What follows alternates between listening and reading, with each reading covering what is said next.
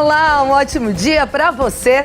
O Jornal da Semana começa agora com notícias de saúde, economia, política e muito mais. Veja os destaques dessa edição. Começo falando sobre educação. A escolarização aumentou no Brasil em 2018, segundo o IBGE. Porém, não há muito o que comemorar. Mais de 11 milhões de jovens e adultos continuam analfabetos. O maior julgamento da história da Justiça Militar no Brasil, que analisa a ligação de policiais com uma facção criminosa, teve início essa semana em São Paulo. 53 PMs do 22º Batalhão estarão no banco dos réus. O primeiro deles foi absolvido. A Justiça do Rio de Janeiro decretou a prisão temporária de 2 filhos da deputada federal Flor de Lis. Eles são acusados de matar o pai, o pastor Anderson Carmo. Um deles confessou o crime. O ministro Sérgio Moro prestou depoimento na Comissão de Constituição e Justiça do Senado sobre os vazamentos de conversas com procuradores da Lava Jato quando era juiz da operação. Durante a audiência, ele disse que não tem medo de novos vazamentos e afirmou que não tem apego ao cargo e que pode sair do ministério se houver irregularidade.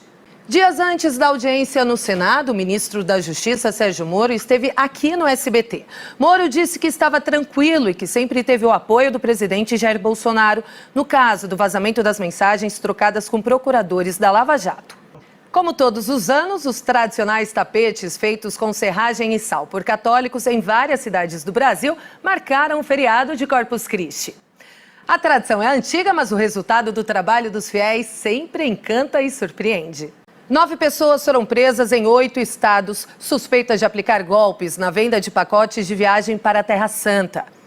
Os chefes da quadrilha se apresentavam às vítimas como pastores evangélicos. Um policial militar que trabalhava na corregedoria da PM matou a mulher e depois cometeu suicídio em Santo André, no ABC Paulista. O crime aconteceu no momento em que a vítima fazia uma ligação de vídeo para a mãe, que testemunhou o assassinato pelo celular. Um relatório das Nações Unidas apontou que existem mais de 70 milhões de imigrantes no mundo. Só de venezuelanos são mais de 4 milhões. É o maior êxodo da história da América Latina. O Vaticano emitiu um documento com uma recomendação inédita à Igreja Católica: considerar que homens casados sejam ordenados padres em áreas remotas da Amazônia. Confira outras notícias que foram destaques no mundo na última semana. Familiares, amigos e admiradores se despediram na última semana do crítico de cinema Rubens Evaldo Filho. O apaixonado pela sétima arte, que era conhecido como o Rei do Oscar, morreu aos 74 anos em São Paulo. O Superior Tribunal de Justiça decidiu que os 4 réus do caso da Boate Kiss irão a júri popular. O STJ atendeu ao pedido das famílias das vítimas e reverteu a decisão da Justiça Gaúcha. Todas as brasileiras já sofreram algum tipo de assédio no transporte público. Isso é o que mostra uma pesquisa divulgada na última semana. O estudo também revelou que boa parte das vítimas tem medo de reagir. Atenção, motorista ou futuro motorista. O governo federal acabou com a obrigatoriedade de aulas com simulador para obter a carteira de habilitação. Aqui em São Paulo já está valendo o decreto que proíbe a circulação de motocicletas na via expressa da Marginal Pinheiro, sentido Castelo Branco. Quem desrespeita a regra é multado e perde pontos na carteira de habilitação.